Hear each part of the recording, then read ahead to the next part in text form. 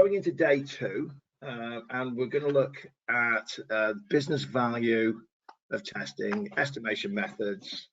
We're going to look at the test manager's view on tools, and then we're going to look at personnel, soft skills, skills selection, skills gap analysis.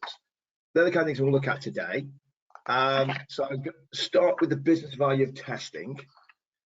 And here's our learning objectives. So the first objective we've got here says, whoops, sorry, I hit the wrong button. Give examples for each of the 4 categories determining the cost of quality. So until I explain what they are, that's not really helpful for you. So I'm going to talk to you about those 4 categories. And then we've got as a K3, estimate the value of testing based on the cost of quality, but also on other quantitative and qualitative considerations, and be able to communicate that value to testing stakeholders. This is the trick. This is the hard thing we have in testing. We've always got to trade off the time we spend doing the testing and the money we spend doing the testing, compared with trying to find and remove as many defects as possible.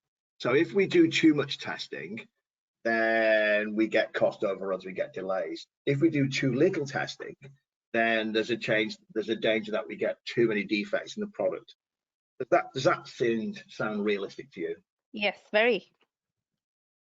Very. So, this is always the tricky thing. How on earth do we explain to people that it's good to spend more time on testing, and getting that inherent value that a lot of testers understand, but stakeholders don't necessarily think on our wavelength? So value from testing is something a lot of test managers struggle with. So here's some listings. So we've got some quantitative things, we've got some qualitative things.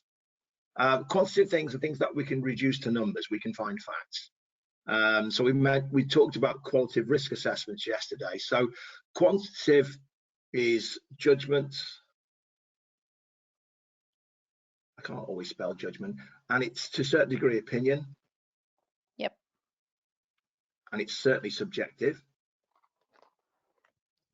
Quantitative is fact-based, and we can use metrics. So we test to find defects. So there's a quantitative value. We find defects. The value in finding defects is we found the defects, your customers don't find the defects. So I could look at how many defects did you find? 100. The value then being we found 100 defects that our customers don't find. We can reduce risk, particularly if we find defects and they get fixed and removed. So we can explain, for example, where there were 100 risks. As a result of testing, we have mitigated 50 of these. So we can also deliver some information to you. We've mitigated 50, you're exposed to the other 50. So we understand what the residual risk is. But I can also quantitatively tell you, I delivered information, so I gave you 5 reports during this project. There's some information I've given you that I can turn to numbers. But the other benefits we get, the other value, which we've got on the right there, well, we could improve our reputation.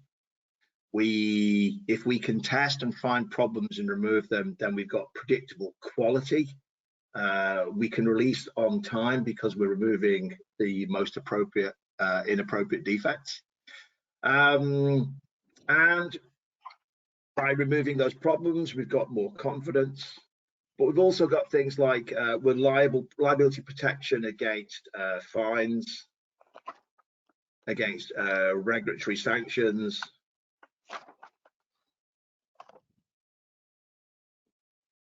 And it could be lawsuits, in worst case scenarios, and possibly reduces of loss because we're reducing costs. And so this could involve cost reduction, which you could then say, if we can reduce costs, we can show you a benefit which is quantitative as well. Does that make sense? Yep. But what I was thinking was all of this quantitative stuff, sorry, not qualitative, but all of this quantitative stuff has a bearing on the qualitative stuff, Yes. clearly, because obviously if you can prove that you have lesser defects, then you can, and as you go through the release, then there are predictable releases because you know what timeline you can deliver.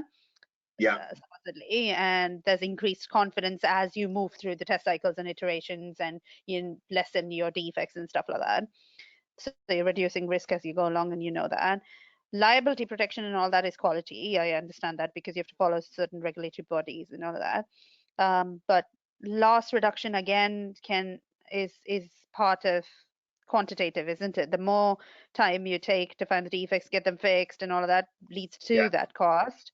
And but it also reduces the cost in terms of fixing them once you've gone live. Yeah. Which could be a little bit more difficult to deal with, which adds to the reputation a bit. So we might be talking about predicted. In that sense, it's not quantitative yet. If we do this well, we'll get. So it could be this is part of, if you are, to use crude terms, part of the sales pitch for testing can include, we'll give you these things quantitatively, but you'll get these other potential benefits as well. And these sometimes are quite difficult to reduce to numbers. And a lot of managers like to manage on numbers, but sometimes we've got to remind them about the qualitative benefits as well. Okay.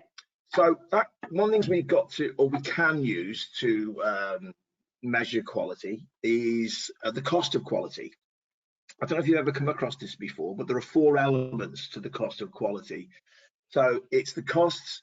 So this particular thing is directly related to defects. That's what we're talking about here. So if I add the word defect to each of these slides, so what costs for defect prevention? Don't know if you can read that red.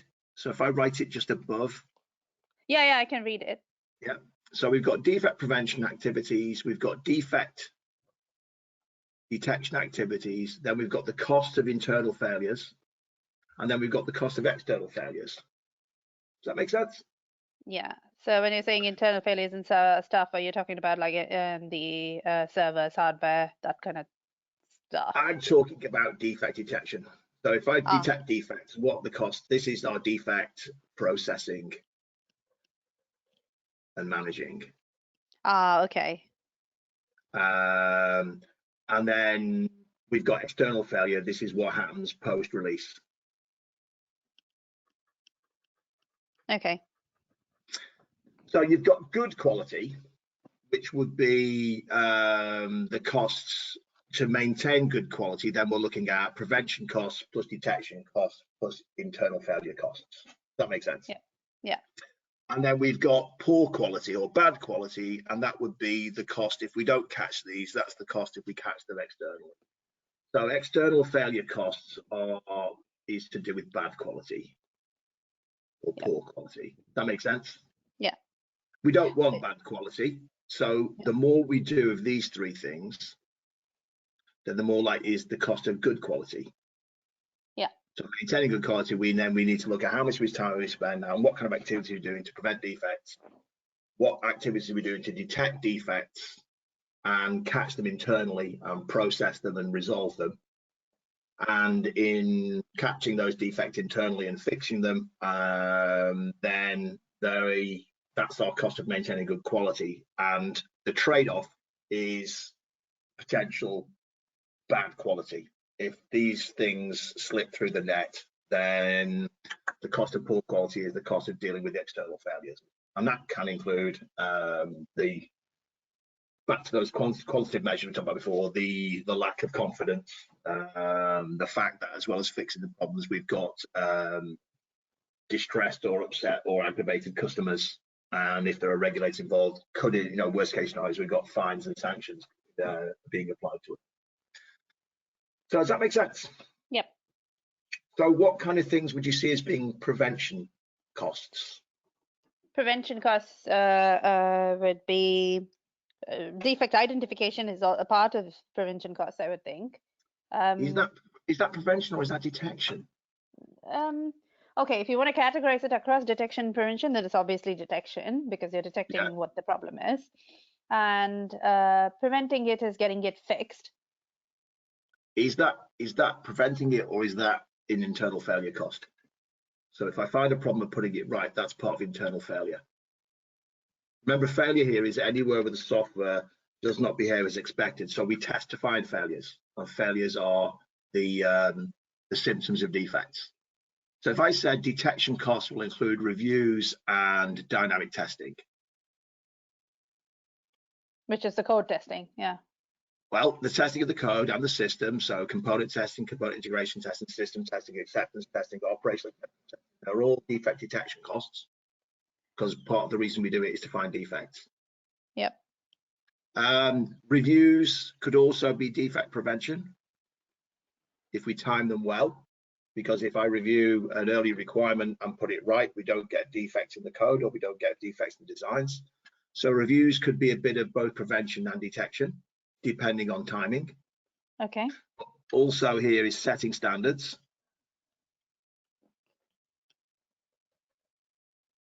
And training.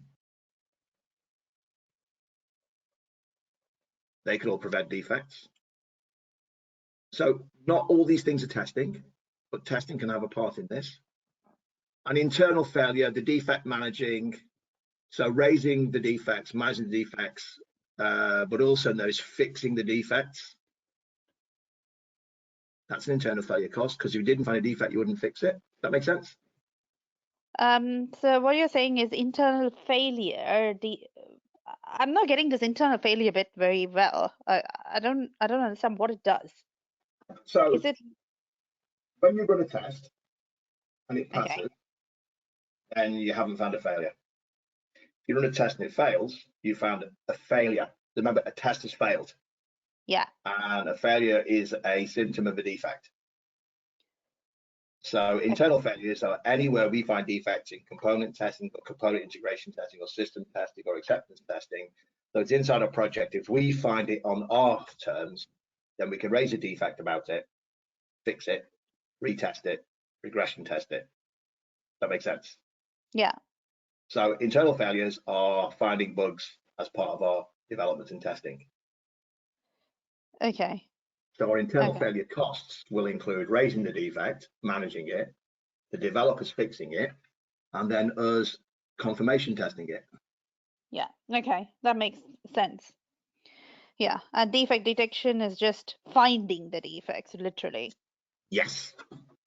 And then testing's got a part of the internal failure costs, because we have to raise the defects.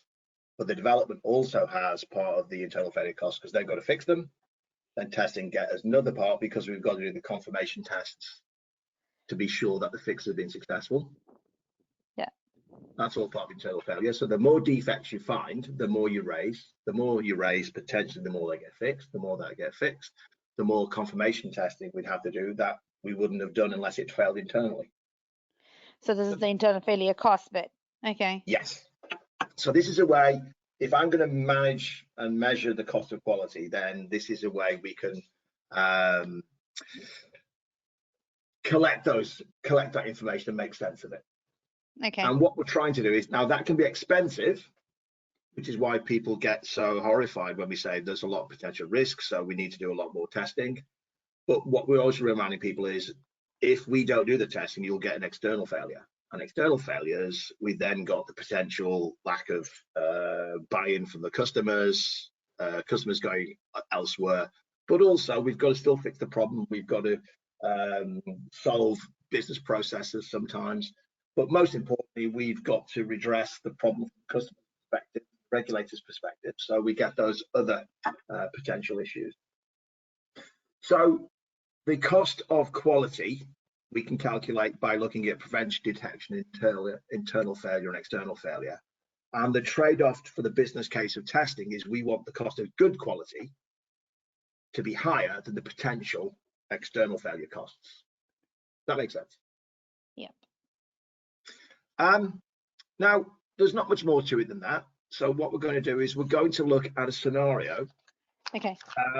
So in your, I'm going to find the, so I'm just going to open or refer to the PDF you've got for your reader for day 2. Yep. Page 8 of 86, I think. And we're going to the exercise. So if you find it before me, which is the cost of quality on page 8. So you've got some information here. Whoops. And can you see this on screen? Yeah, I can. Okay, so there's, Excuse me. first thing we've got is, I think, whoops, I can't really scroll it any smaller. So we've got to look at the whole page. So you've been asked to quantify the business value of testing based on the following project data. And you've got quite a lot of project data here. Yeah. So this isn't going to be a 5-second exercise. So this is all the project information we've got, all the data we've got. But then the question, which says, take into consideration the cost of quality, which one of the following is most likely to be a reasonable evaluation of the return on investment from testing? So we've got 4 statements that have been made. Statement A says the raising and managing of defects contributes to less than 40% of internal failure costs. B says detection costs make up more than 70% of the cost of good quality. C says the potential costs of external failure are 25 times greater than the cost of maintaining good quality. And D says the current risk exposure at the point of delivery has been limited to less than 25,000 Canadian dollars. The reason we know it's Canadian dollars is because it says here in the scenario, anticipated business revenue is Canadian dollars, 100,000 per day, and all our costs are being used in Canadian dollars. Don't worry about that too much. They're just units, really. Okay. So what I want you to do is, we're going to do this together, but I'm just going to give you five minutes to read through the scenario to see if you can sketch out any. We'll tackle how to deal with A, B, C, and D. But I just want to give you 5 minutes to see if you can just look through this information to see if you've got any ideas of which bits of information you'd use. Bearing in mind what I talked to you about, the cost of quality is prevention costs plus detection costs plus internal failure costs. Yep. And that should be higher than the potential bad quality, which is the external failure costs. So if I just give you 5 minutes to read through the scenario, make a jot of some ideas you've got.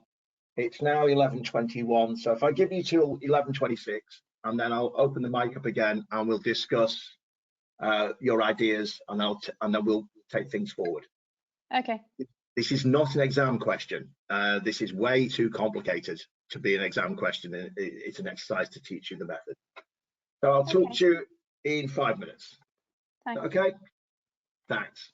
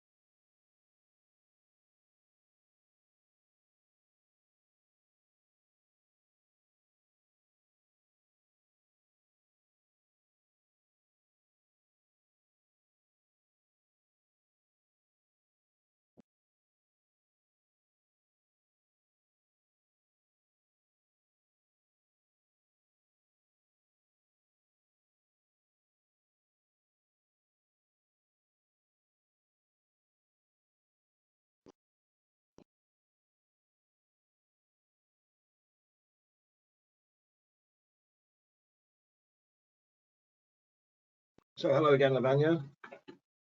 Hi, Jen. So I'm just going to wipe the ink we've got on this slide at the moment, Okay. and then we can ignore the questions for a second, and then I can just increase the magnification so we can see all the data. So any thoughts about how you'd go about doing this? I went through all of the data, Yeah. and the statements I've halfway gone through. That is the ones Mm. that they're saying you need to pick Yeah. from. So their first statement states raising and managing defects contribute to less than 40% of internal failure costs. So the Yeah. only thing that talks about raising and managing defects through to completion Yeah. was the last table, which is the defect management table. So we've got this bit here. Yeah, that was the defect management table that I could Yeah. find. Yeah. I know there's a defect summary table as to what has been found and fixed so Yeah. far, but that doesn't talk about the effort in terms of defect management. And that's Mm-hmm. what the first thing is talking about in terms of managing defects and how that contributes to 40% of internal failure costs. So that's the table to refer to for that. So we've got a table here that's given me the defect management time, Yeah. but we need to know the defect numbers Yep. because they're per defect. So here we've got a Yeah, then defect we summary can information. multiply it with that. Yeah, but we also Yeah. need the staff costs, which we've got Yes. over here as well. Okay. Yeah. Yep. This is Yeah. what I said about this. This is a problem. Is way bigger than an exam question because there's too much to do. But it's a good teaching example. So in terms of my internal failure costs, then these three tables are useful to me. Yeah. What about now? Can you remember what the cost of quality calculation was? It's got internal failure costs in there. It's got other Then things as it's well. got preventive So we've got costs prevention and detection costs and detection and plus internal failure. So there's nothing in here about prevention, is there? There's nothing No, in I here couldn't about find anything. reviewing, No. training standards. So we'd have to say, okay, I can give you the business value of testing from a detection and internal failure and potential external failure perspective. So detection costs. Now testing is defect detection. Yeah. So that's the defect summary thingy. That's detecting the defects, isn't it? We've Well, did. that's having detected them. So if we never raised defects, then we didn't find any defects, but we still spent time looking for them. That makes sense. Yeah, so that is the test execution bit then, isn't it? Yeah. So yeah. So if I write IF against these three tables, they're useful for my internal failure costs. Now this table here is useful for my detection costs because I've got system testing, UAT, and GUI. And I've actually got the analysis and design and implementation costs. And then I've got the execution costs. And it's interesting, it's got a whole team involved that includes regression testing. And regression testing is a defect detection activity, isn't it? Because that's what we're saying. We'll run the test again to see if we are going to find any regression problem. Yeah. So what else do I need to be able to get my detection cost, as well as I've got the teams, I've got the elapsed times, but I need to know what the teams are made up of. So this table here is also going to help with my detection costs because I've got the makeup of each of the teams. And those staff costs are going to be useful as well. So that's common to both. And so now I've got enough to start being able to piece together and put together some calculations. Again, this is much more involved than it could be in an exam question because there's just too much data to process. On average, you've got about 2.5 minutes a question in the exam, but we're just taking you through so you totally understand the mechanics. So what I'm going to do now is I'm going to switch to my scratch pad, and I've just transcribed some of the details. So I've just got to wipe the ink from that drawing tool because I'm now going to use some PowerPoint slides. So what I've got here is in my terrible handwriting. So I'm just going to change my ink color so that you can see the red stuff I wrote earlier.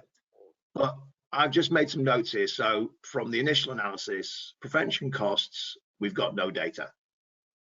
Yep. So there's nothing I can do. Now, if I decide that my detection costs are the testing costs, because that's it's one of the jobs of testing is to find defects, then I can say, well, my detection involves the system testing, the UAT testing, and the GUI testing. Yep. And I know what the teams are because of this table down here at the bottom right. So the GUI test team is made up of one tester and one test lead. Yeah. And the UAT team is made up of 2 ops testers and a manager. Yeah. And the system test team is made up of 3 testers and a test manager. Yep. Now the daily costs, I can see if I'll do all the calculations, but I'm doing them a bit at a time. So the cost of the team, the cost of a tester is $250. Yep. So I can put 250, 3 testers, that gives me 750. Yep. And by the way, I'm very good at making arithmetic errors, so point out if I do. I'm not trying to trick you, I'm just being incompetent. A manager, if I treat the manager as a test manager, costs 600 a day. So I've got 600 for the manager. So if I add those together, then 6 and 7 is 13. Yeah. So my system test team costs per day are $13.50 a day. Yeah. For UAT, I've got 2 ops testers and they cost 200 a day. So that's 400. Yeah. Plus and one test manager, which is 600. 600. So we've got a daily cost there of 1,000 a day. Now the GUI test team, we've got 1 tester, which is and 1 test lead. So 1 test is 250. Yep. 1 test Plus lead 400. is 400. So we've got that's 650. Yeah. So now I've got my team costs per day. So I just have to look at how many days. So the breakdown of the testing time, test analysis, design, and implementation. So some people call that prep and call that execution. So the prep work, we had for the system testing 14 days. And execution was 15 days. So that's a total of 29 days. Yeah. So we've got 29 times 1350. I'll get a calculator out in a minute. In the exam, you can't have calculators, but they won't give you this much number crunching to do. So for UAT, we've got UAT was 8 days preparation and 10 days execution. So we've got 18 days there. So that's easy. I can do that one in my head. 18,000. 18,000. For GUI, now there's the GUI test team. 2 days prep. 2 days preparation. 3 days test. 3 days execution. But they gave you a little asterisk at the bottom for the GUI test team and said that they performed 3 iterations of development and testing prior to system testing starting. So that's 3 iterations, meaning 3 times the days, isn't it? So 2 plus 3 is 5 times 3 gives me 15 days. What is that 2 plus 3? Oh, the 2 plus 3 is a prep and execution. Because they're saying it's development and testing. So I would read that as the analysis and design is the prep, the development work, and the testing. So they did 5 days of work inside any one iteration.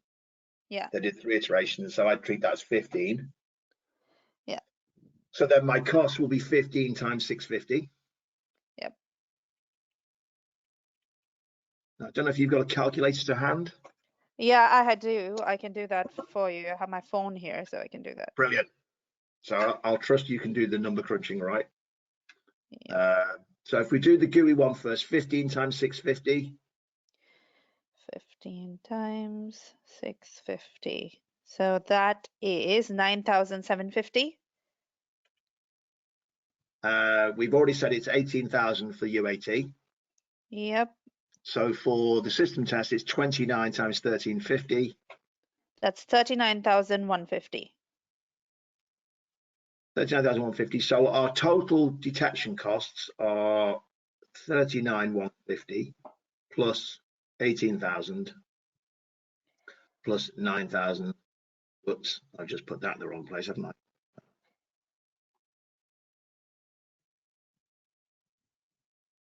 So I've just lost my eraser. I'm trying to find my pen back. Oh, that's okay. Whoops, I've just got into magnify mode, which I didn't want. So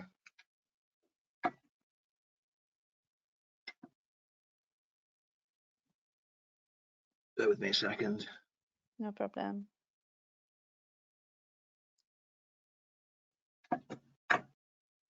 There we go, right mouse click. Solves most things.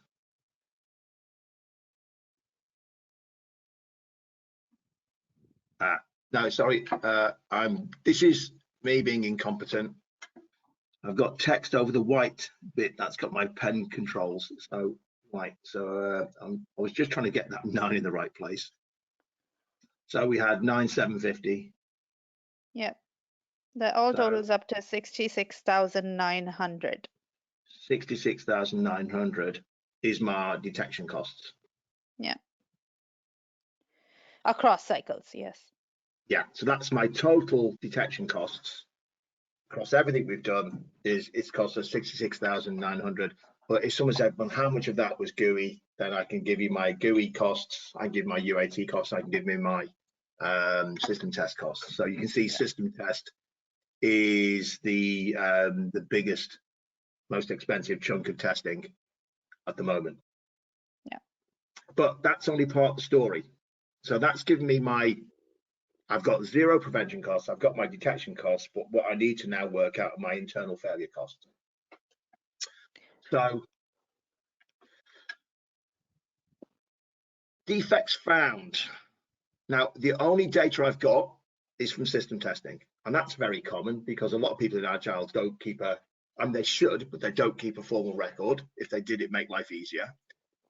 So how many defects did we find? So I've only actually got the information from the system test team. It's not everything, but it's the only data I've got to play with. So how many defects did we find? 40. So 47 ones plus and 186. 186 Sev2s plus 250 severity 3s. 250 severity 3s and 240 240 severity 4s. So if you've got your calculator, again, yes, the numbers in the exam have got to be simpler than this, but it's a good practice. 186 plus 250 plus 240. That's 716. 716. Yeah.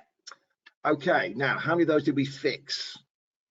We fixed 40 plus 185 plus 249. 249. Plus 0. Plus 0, yeah. So that's nice to make it clear. And that gives us a total of? Well, it gives us a total of really 240 plus 1 plus 1. So we fixed 242, I think. 249 fixed plus 185 plus 40. Yeah. Oh, I was calculating how much was left over. Yeah, sorry. 40 plus 185 plus 249 equals 474. 474. So you were doing the standard, you're looking at the exposure. 474? Yeah. Okay, so the reason we're doing that is because when it looks at my internal failure costs, the testers, the managers, and the developers did different things. So this other table, the average defect management time by a tester is being given you in number of days per defect. So if we found 716 defects, then how many 0.1 times that is 71.6? Is that right? What So, exactly are we doing? Sorry. so we found 716 defects. Happy with that? Yeah. So, all right, let's go in order. For the tester's point of view, 716 defects. And the average defect investigation and retest time by the tester is 0.2 of a day per defect. This number down here. Yeah. So 716 times 0.2 gives me the time we spent on the defects by the tester. Yeah. Because we know the tester's costs was, but just flick back to the previous there. Tester is 250. 250 a day. So that times 250.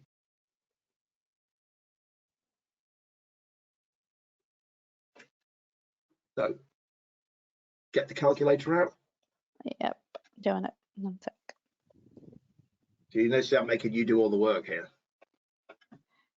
I think it's more important to understand the logic, isn't it? It is. 0.2 into 250. 35,800. 35,800. Now, the manager was involved with all those 760 defects, but it's only 0.1 of their day. Yeah. They cost more. Yes, the manager was 600. So this is 716 times 0.1 times 600 gives me my managing costs. Into 600. It's 42,960. So if we add those together, that's the cost of raising and managing defects. Yeah.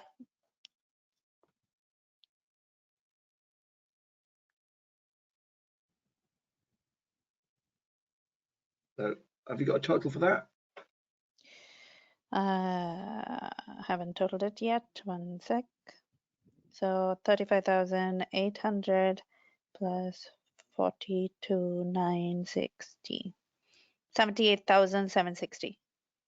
78,760. Wow. Yeah. Now, we didn't fix all of them. We fixed 474 of them. Yep. We But fixed that's 407. 74 times 0.5 times the developer's costs. Which is 500. 500.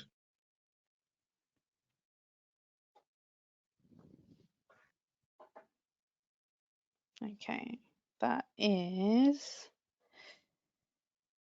0.5 into 500. 118,500. So the total cost of quality, the total cost of internal failures is the 78,760 plus 118,500. Which I shall add now and tell you what it is. 78760 is 197,260.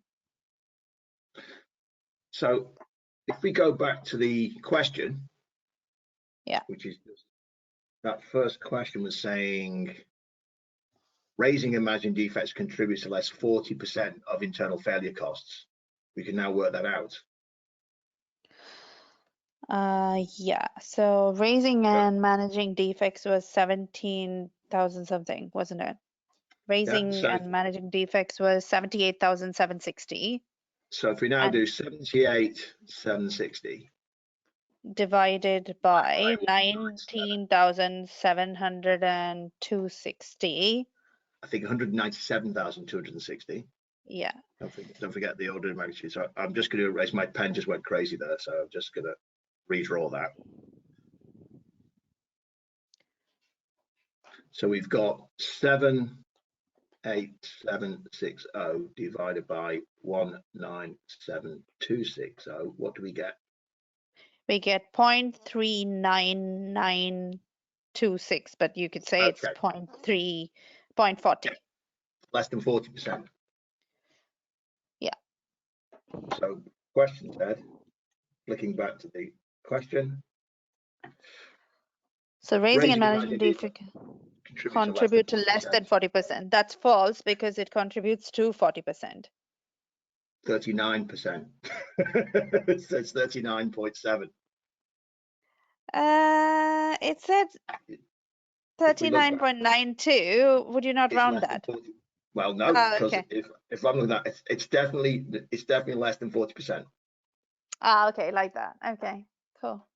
So, and that is actually the answer to all the rest of this horrible thing. Is all the others are wrong. So statement A is true, but we can Right. work. We've now built the building blocks. We can work the rest out. So statement A is true because we've got the ratio of managing and raising defects is less than 40% of the costs of the internal failure costs. The big chunk of that, testing or not, is the fixing. But if we looked at the detection costs, we've now got those. So we got our overall detection cost was 66,900. Yeah. So we can now address those other questions. Detection costs make up more than 70% of the costs of good quality. So the cost of good quality is was the prevention 66 costs plus we don't have. So it's our 66,900 plus internal failure costs, which were 197260. Yeah, 197260. I'll give you that calculation one sec. Yeah. Cancel 66,900 plus 197260. 264,160. 264. 264. 160. 160. Yep. So the statement in the question was detection costs make up more than 70% of the costs of good quality. So right. So the detection costs, we make now the top number.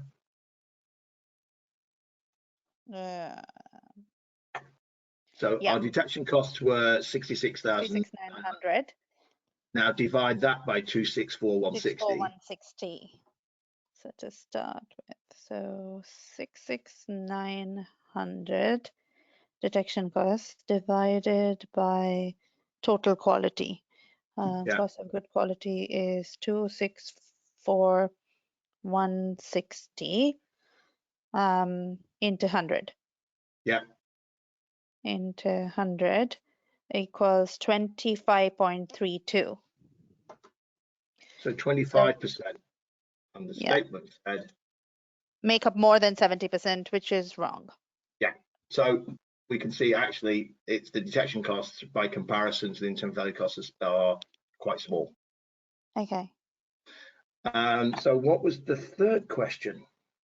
The potential costs of external failure are 25 times greater than the cost of maintaining good quality. So we know what the cost of maintaining good quality is. Yeah. So now we've got to look at the potential cost of external failure. Yeah. So if we go back to our scratchpad and we look at our defect information. Data. Now to get our, I put this here so we can summarize up, but I forgot all about that. So we've got our prevention costs 0, so we can put those here. Yeah. Our detection costs we've got, which were, sorry, I'm just going the wrong way. Our detection costs we said were 66,900.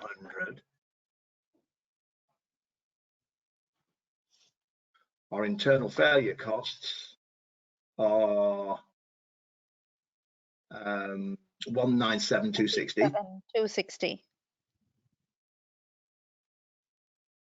Is that our internal failure cost or is the total cost of good quality? I think that was, no, the internal failure costs were,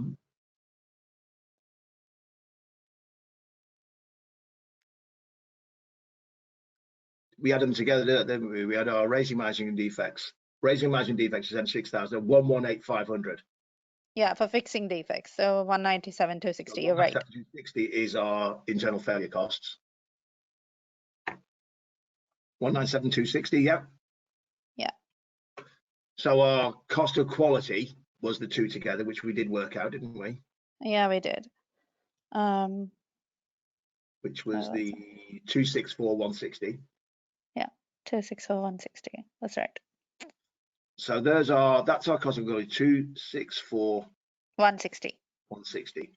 Now, what we've got to look at is whether this is beneficial. Potential external failure costs, not the the potential external failure costs were what could have happened.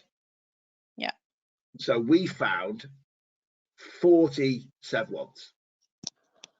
Yeah. We found 185 SEV2s. 186. Sorry, 186. Yeah, you're right. I look at the wrong column. And we found 250 SEV3s. And And we also 240. found 240 SEV4s. That's right. Now, what we've got down here is potential downtime. Yeah. So a SEV1 could have cost you a day's downtime, and we've got a day's revenue at $100,000. So that's 40 times 100,000. Where did you get the day's revenue as? Oh, anticipated business revenue is 10,000. 100,000. Sorry. So if we get that would have cost us 40 times 100,000. A SEV2 is up to 0.25 of a day. So that's a quarter of a day is 25,000. Yeah. Yeah. So 185 times 25,000. And then severity 3 is 0.1 of a day. So that's 0.1 of a day is 1,000. Yeah. Or is it 10,000? It would be 10,000, isn't it? Yeah. Yeah, because it's 0.1 of 100,000. Yeah. So 10,000. SEV4's negligible downtime. So we don't have to consider that. But if we add these together, 40 times 100,000 is that 4 million? Yeah. That's right. So 4 million plus 18 times 185 times 25,000. I think we need the calculator again for that. Yeah. 185 into 25 is 4,625. Wow. Excuse me. 4,625,000. Yeah. And 250 times 10,000. That we can do. So that's 250,000. Ouch. So we got what, 8 million? Are we missing a zero in the 25, the last one? 250 times 100,000, 5 times 10,000. As we said, it's 100,000 is the downtime. And it's 0.1 of that is 10,000. We found 250 defects. So 250 times 10,000. Yeah. Have I got a zero missing? I don't think so. Yeah, that's what I thought, but I don't know. It's because I'm talking and adding at the same time. That's why I'm deferring the arithmetic. Because you've already got 250 and you have to add all those 4 zeros, don't you? Okay, I'll get my calculator. Let's cross check our sums. So we said 100,000 times 0.1. Yeah, 0.1 gives me 1,000, not 10,000. Ah, so it was my terrible sums. That's okay. Times 250. Are you saying that 0.1 of 100,000 gave you 1,000? Yeah. You did 0.1 multiplied by 0.1 of a day. 0.1 of a day. A day is 100,000. So a day still gives me 10,000 on the calculator. Okay, let's try it again, because this is why 100,000 is what we say you can earn. Multiply that point by 0.1. Yeah. I get 10,000. You're right. Times 250. 2 million, you're right, there is a naught missing. 2,500,000. Okay. So if I just do 185, which was the SEV2 defects, times 0.25, times 100,000, gives me 4,625,000. Yeah. So broadly speaking, at this point, we've got over 10 million. Yeah. Now that's what I've saved you by testing. Because if we hadn't done this, we wouldn't have found those. And if that happened live, that's the benefit. That's what we've always got to make sure we stress to people. It's not just the defects that you found, it's the fact we found them before they went live. If we hadn't done this, it could have cost you that. Your actual exposure is the ones we haven't fixed. So what have we not fixed yet? 40, 185, 249. So we have fixed all the SEV ones. Yeah. We have not fixed one SEV2. Yeah. And we have fixed one. We have not fixed one SEV3. Yeah. So that's a SEV2. We said cost you 25,000. Yeah. And a SEV1 cost you 10,000. Yeah. So it's 35,000. 35,000 is our current exposure. Yeah, and severity 4s we said was negligible downtime, so we weren't counting them. Yeah, but if you've got 250 irritating defects, it doesn't look great. So you could say, although it's negligible dead time, that could be a perception of poor quality. If they're typos, if they're spelling errors, it doesn't affect the functionality, but it makes it look bad. You've got 250 things that make it look bad. Do you really want to go live with all those? It's a way we can explain these are the other benefits we achieve with the testing. That makes sense? Yeah. So one of the ones that people miss is this idea of the potential external failure costs. The things we found in testing, sometimes we've got to say, imagine if you didn't find those, there's your benefit. And these are the intangibles, the quality measures. Yeah, so they say the potential cost of external failure are 25 times greater than the cost of maintaining good quality. Yeah. But we've said the potential cost of 10 million. Yeah.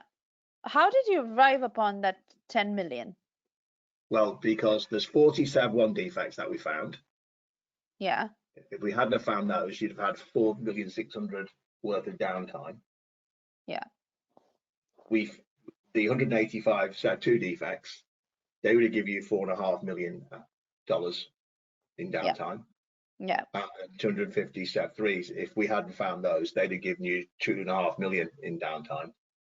Yeah. The fact that we found and removed those is your benefit. And that's significantly, the ratios are significantly in our favor for doing the testing. Although they're expensive, it's because if the thing you have to stress people, these are internal failure costs. We found them. If your customers had found them, we'd have had to do all this as well, plus the downtime, plus probably more regression testing. Yeah, but they talked about potential, didn't they? So yes. Yeah. So that helps us. If we go back, this is why this is not an exam question, but you can see that it's giving you clarity in the whole thing. Yeah. Clarity of how to apply the technique. But now if we look at this scenario with the calculation we've done, and you can see that it's a nice exercise because you can practice this on your own. It's a good one to just go through again. But that's just about true. But the detection costs are not the major costs of good quality. It's the actual internal failure costs. So that's not true. The potential costs of external failure are more than 25 times the cost of maintaining good quality. So that's not true. And the current risk exposure is not 25,000 because of the SEV3. So it's more than 25,000 because it's 35,000. Yeah. But there's no way that scenario can be given you as one exam question. But I could see one exam question being written on one of these elements, say this one, Yeah. but with a smaller version of these tables, or with some of the total costs calculated for you in advance. And remember, you're doing a multiple choice question, but there will be some questions that will require you to do some calculations, but they should be the kind of calculations you can do without needing a calculator. Okay. So don't panic about that, but it's a good piece of practice for you to understand all the elements around Absolutely. the method. Can I just ask you to help me with one thing, because I think Sure. that's vital in this whole thing. So when we did the identification of what were the detection elements in the Yeah. tables and what were the internal failures Because, in the yeah. table and external failures and stuff, the detection of the tables, external failures, I understood how you managed to do it, because obviously Yeah. that's downtime and Yeah. all of that stuff. So detection wise, Mhm. we said that the GUI test team consists of these many people, that many people, and these Yeah. many people. That is a detection thing because they are the people who are used to find the defects. That's why Yes. we call that a detection table. Yes. Okay, and obviously the system test, UAT, and GUI are the other testing techniques we use to detect the defects. So that's a detection table. Yeah. Um, and the internal failures tables, um, how internal failures are the ones that we use, any costs associated to fixing all of these defects. Not, So not just obviously, fixing. It's not just fixing. It's the administration as well. So it's the yeah, fact that I've now found a defect, so I've got to raise it, pass it to you, talk about it, then you fix it, then I retest it. So I'm treating the defects as internal failure. okay, okay, Because if I did the test and found no defects, I'd still spend the defect detection time. It's just I didn't find defects with it. Does that make sense? okay. So internal failures are any costs associated to fixing defects. But finding, raising them and fixing them. Yeah. So anything to do with managing them. Because if Okay, you hadn't, if the test didn't fail, you wouldn't have an internal failure cost, but you still have the detection cost. You look for it, but you didn't find any. So okay, it's a bit abstract splitting the two, but does that make sense? I'm looking for defects. The thing is, you're not. This is also the problem with this cost of quality. We aren't just looking for defects. We're looking to gain confidence that the requirements being met as well.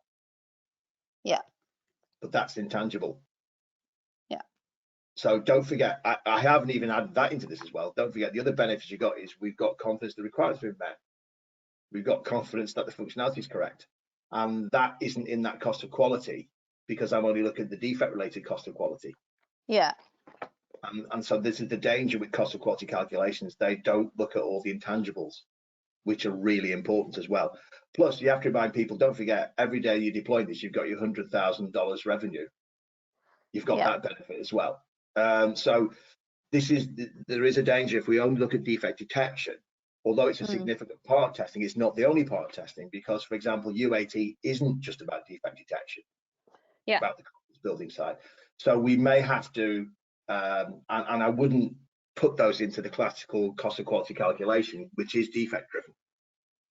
But that's why to make this workable, I've been quite black and white about detection is the testing and the managing of the defects is internal failure.